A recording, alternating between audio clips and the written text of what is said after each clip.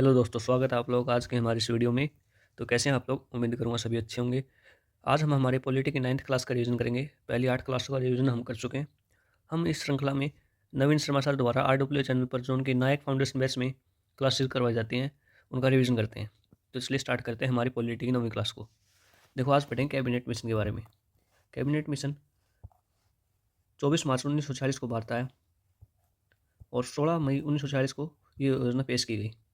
भारत कब आया? 24 मार्च 1946 को। और ये योजना पेश कब की गई? 16 मई 1946 को।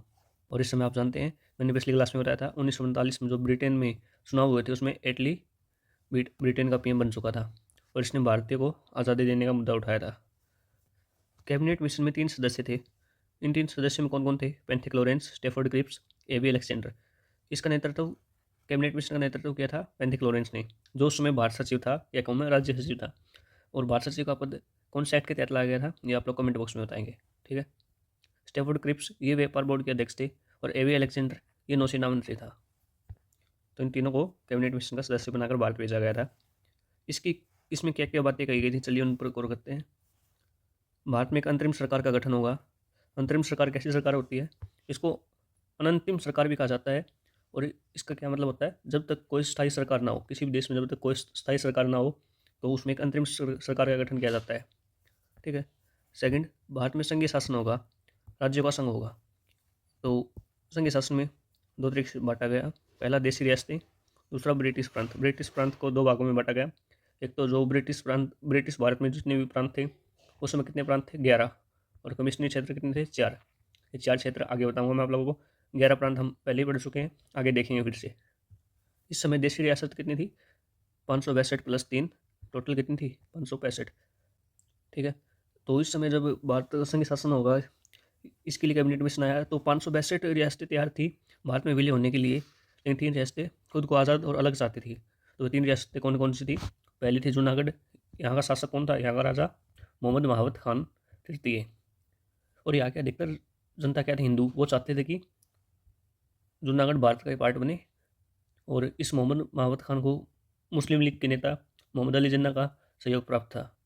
पर यहाँ पर जनमत संग्रह हुआ, वोटिंग हुई, उसमें 99% वोट इस पक्ष में मिले कि जूनागढ़ रियासत है उसको भारत में मिला दिया जाए।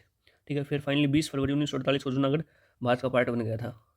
मतलब ये तो भारत का पार्ट था ही, लेकिन 20 फरवरी 1948 को यहाँ के जो भी शासक थे मोहम्मद महावत खान तृतीय ने स्वीकार किया कि जूनागढ़ भारतीय संघ से अभिन्न नहीं होगा। दूसरी थी हैदराबाद रियासत। इस समय यहाँ का शासक कौन था? उस्मान अली खान, जिसके पास रजाकर आर्मी थी। और उस समय सरदार वल्लभ भाई पटेल ने ऑपरेशन पोलोस लाकर हैदराबाद का विलय भी भारत में कर लिया था। तीसरी रियासत थी जम्मू एंड कश्मीर।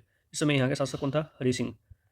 तो जिस तरह भारत ने ऑपरेशन पोलोस लाकर जम्मू कश्मीर को, हैदराबाद को अपने अधिकृत क्षेत्र में लिया था, उसी तरह पाकिस्तान भी चाहती थी कि हम जम्मू कश्मीर में कोई ऑपरेशन लाकर जम्मू कश्मीर को अपने अधिकृत पाकिस्तान में ले ले।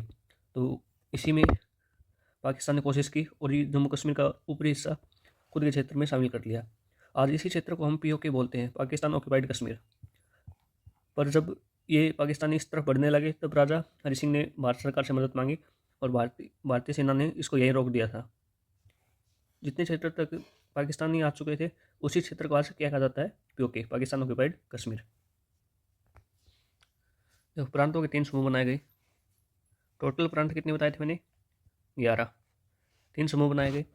पहले समूह में रखा गया मुंबई को, मद्रास को संयुक्त प्रांत, मध्य प्रांत, बिहार, उड़ीसा। दूसरे समूह में रखा गया पंजाब, सिंध, उत्तरी पश्चिमी सीमा प्रांत। और तीसरे में रखा गया बंगाल और असम को। जो पहले भाग में रखे गए थे, इनमें हिंदू बहुसंख्यक थे, और जो सेकंड और थर्ड पार्ट था, इसमें मुस्लिम बहुसंख्यक थे। ठीक है। चौथी शर्त इसमें रखी गई थी, संघ और प्रांतों में शक्तियों का बंटवारा किया जाएगा। जैसे कि संघ को संचार, रक्षा, विदेशी मामलों की शक्ति दी जाएगी। ठीक है। बाकी की जो भी शक्तियाँ बचती हैं वो प्रोविंसेस मतलब प्रांतों को दी जाएगी। और देशी रियासतों को जो शक्तियाँ अपने पास रखना चाहिए वो रख सकती थी। तो इस तरीके सबसे पावरफुल तो देशी रियासतें हो गई उस समय, क्योंकि वो अपने पास जो भी शक्तियाँ रखना चाहती थी रख सकती थी। ठीक है। तो इस तरह से संघ में शक्तियों का बंटवारा 3 तरीके से कर दिया गया था, संघ में, प्रांत में और देशी रियासतों में। इसी व्यवस्था को क्या कहा गया? त्रिस्तरीय संघ। इसमें 5वीं बात थी, पाकिस्तान की मांग अस्वीकृत की गई। जो मोहम्मद अली जिन्ना की मांग थी कि हमें एक अलग, मुस्लिमों के लिए अलग देश चाहिए, हमें पाकिस्तान चाहिए, इस मांग को पूरी तरह से अस्वीकृत कर दिया। छठी बात क्या थी? एक संविधान सभा का गठन होगा जिसमें 389 मेंबर होंगे और देशी रियासत से 93 मेंबर होंगे, कमिश्नरी क्षेत्र से 4 मेंबर होंगे। 4 कमिश्नरी क्षेत्र कौन कौन से थे? बलूचिस्तान, दिल्ली, कुर्ग, अजमेर। और 292 मेंबर कहाँ से होंगे? प्रांतों से। ठीक है। जो देशी रियासत से 93 मेंबर होंगे वो मनोनीत होंगे, बाकी कमिश्नरी क्षेत्र और प्रांतों से जो भी मेंबर होंगे वो अप्रत्यक्ष निर्वाचन के तहत जो भी संविधान सभा है उसमें शामिल किए जाएंगे। और भारत की आबादी के हिसाब से 10 लाख की आबादी पर संविधान सभा में एक सदस्य रखा गया था। इसमें 3 सांप्रदायिक समूह बनाए गए। पहला साधारण, जिसमें हिंदू शामिल थे, दूसरा मुसलमान, तीसरा सिख, इसमें केवल पंजाब प्रांत को शामिल किया गया था। जुलाई अगस्त 1946 में संविधान सभा के चुनाव करवाए गए और इनका जो रिजल्ट आया उसमें 208 सीटें कांग्रेस को मिली, मुस्लिम लीग को 73 सीट मिली और अन्य को 15 सीट। मुस्लिम लीग को 73 सीट मिलने के बाद मोहम्मद अली जिन्ना ने इस चुनाव को पूरी तरीके से बहिष्कार किया।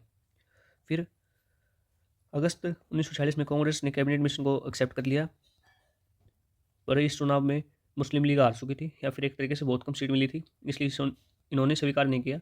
और पर ब्रिटिश सरकार ने कहा कि हम मुस्लिम लीग के बिना ही एक अंतरिम सरकार का गठन कर लेंगे। तो इस बात पर जिन्ना ने बॉम्बे में बैठे हुए घोषणा की, किसकी? द ग्रेट कलकत्ता किलिंग की। ये भारतीय इतिहास की एक बड़ी घटना है। ये घटना हुई 16 अगस्त 1946 को। इसी को प्रत्यक्ष कार्यवाही दिवस कहा जाता है। और ये कहाँ से स्टार्ट हुई? कलकत्ता के बाजार, राजा बाजार से। इस समय बंगाल के सीएम कौन थे? एच.एस. सोहरावर्दी। और इस घटना का जिक्र किस अखबार से मिला था? उस समय उसका न्यूज़पेपर था एक स्टार ऑफ इंडिया। और इस समय बंगाल का गवर्नर कौन था? फ्रेडरिक बुरोस। ये भी मुस्लिम लीग की तर्ज पर ही बनाया गया था इसे। ठीक है। 14 सदस्यीय अंतरिम सरकार का गठन हुआ, जिसमें 24 अगस्त 1946 को इसकी घोषणा कर दी गई थी और 2 सितंबर 1946 को इसका गठन कर दिया गया। और इसमें कितने मुस्लिम लीग के कितने सदस्य थे? इसमें 3 सदस्य थे जिनको भारतीय अंतरिम सरकार में कोई ना कोई पद दिया गया था। पहले तो मुस्लिम लीग ने इसका बहिष्कार किया, लेकिन बाद में उन्हें यह लगा कि भारतीय या फिर ब्रिटिश सरकार इनके बिना ही कांग्रेसियों को ही सभी अंतरिम सरकार के पद दे देगी, तो उन्होंने इसको स्वीकार कर लिया और इसमें इनके 3 सदस्यों को रखा गया था। क्लीमेंट एटली की घोषणा 20 फरवरी 1947 को अपनी घोषणा में क्या कहा कि 30 जून 1948 को भारत को हम आज़ाद कर देंगे। फिर इसके बाद आया इंडिया इंडिपेंडेंट एक्ट, इसको हम IIA भी बोलते हैं, II एक्ट 1947। इसमें एक माउंटबेटन योजना आई। इस माउंटबेटन योजना में भारत की आज़ादी और विभाजन को लेकर जिक्र मिलता है कि विभाजन भारत और पाकिस्तान 2 देश हो जाएंगे और आज़ादी देने की बात की गई। एटली ने 4 जुलाई 1947 को हाउस ऑफ कॉमन्स में इस जो माउंटबेटन योजना थी इसको पेश किया। हाउस ऑफ कॉमन ब्रिटिश सरकार का निम्न सदन होता है। ठीक है। और इसका 15 जुलाई को हाउस ऑफ कॉमन में पास कर दिया गया था ये बिल। और 16 जुलाई 1947 को ये HOL हाउस ऑफ लॉर्ड्स में पास किया गया। 18 जुलाई 1947 को सम्राट के साइन के तहत इसी शाही स्वीकृति दे दी गई थी कि भारत को अब आज़ाद कर दिया जाएगा और उसका 2 विभाजन हो जाएंगे, 2 देश बनेंगे, एक तो भारत और एक पाकिस्तान। और इसी माउंटबेटन योजना में एक प्लान देखने को मिलता है, Dickie Bird plan. Dickie Bird plan कौन लेके आया था? एबल और इस्मॉय। इस प्लान को इन्होंने शिमला में पेश किया, लेकिन जवाहरलाल नेहरू ने इसको रिजेक्ट कर दिया। नेहरू ने इससे क्या संज्ञा दी? बाल्कन प्लान की। बाल्कन प्लान एक ऐसा प्लान था जो बाल्कन देश थे उनमें लाया गया था और इस प्लान के तहत बाल्कन देशों में पूरी तरह से अव्यवस्था फैल गई थी। इसी कारण नेहरू ने इस प्लान को पूरी तरह से रिजेक्ट कर दिया। और इसमें कहा गया कि सभी प्रांत अपनी मर्जी से स्वयं निर्णय कर सकते हैं कि वो भारत या पाकिस्तान में शामिल होंगे। जब भारत आज़ाद होगा उसमें 2 अधिराज्य होंगे, 2 डोमिनियन स्टेट होंगे, भारत और पाकिस्तान। ये इस माउंटबेटन योजना की कौन सी धारा में कहा गया? ये धारा 8 के सब पार्ट 1 में कहा गया है। ठीक है। ये SSC सीजन में पूछा गया है, बहुत बेहतरीन क्वेश्चन है, याद रखिए। 2 अधिराज्य के अलग अलग गवर्नर जनरल होंगे, एक भारत का और एक पाकिस्तान का। पाकिस्तान का गवर्नर जनरल कौन बना? मोहम्मद अली जिन्ना। और यहाँ के PM कौन बने? लियाकत अली। भारत का आप लोग जानते हैं आज़ादी से पहले कौन था और आज़ादी के बाद?